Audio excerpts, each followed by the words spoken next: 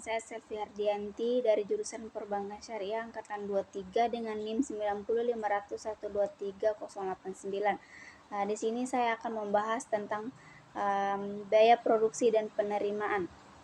Di mana yang pertama pengertian biaya produksi dan penerimaan. Biaya produksi dalam bahasa biaya berarti pengeluaran atau sesuatu yang dikeluarkan untuk mencapai suatu tujuan. Sedangkan produksi berarti proses menciptakan atau menghasilkan sesuatu. Maka secara sederhana, biaya produksi berarti pengeluaran untuk menghasilkan suatu barang atau jasa. Yang kedua, penerimaan. Penerimaan atau pendapatan dalam ekonomi mikro syariah merujuk pada jumlah uang yang diterima oleh produsen sebagai hasil dari penjualan barang atau jasa kepada konsumen. Penerimaan ini merupakan bagian dari hasil yang diperoleh setelah suatu produk atau jasa diproduksi dan dipasarkan. Kemudian prinsip efisiensi biaya dalam produksi syariah.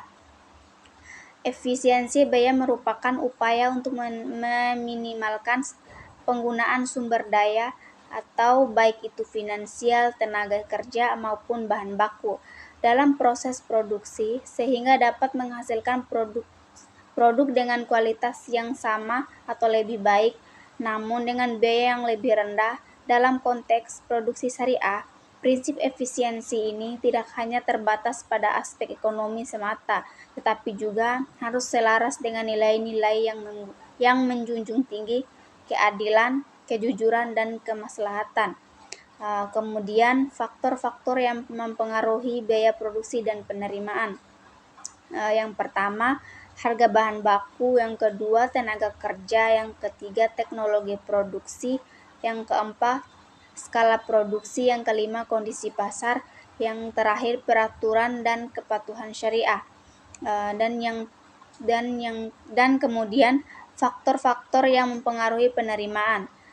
Yang pertama harga barang atau jasa, yang kedua kualitas barang atau jasa, yang ketiga jumlah penjualan, yang keempat kondisi pasar dan daya beli, yang kelima promosi dan kepercayaan konsumen, dan yang keenam persaingan pasar, dan yang terakhir inovasi produk. Sekian dari saya. Assalamualaikum warahmatullahi wabarakatuh.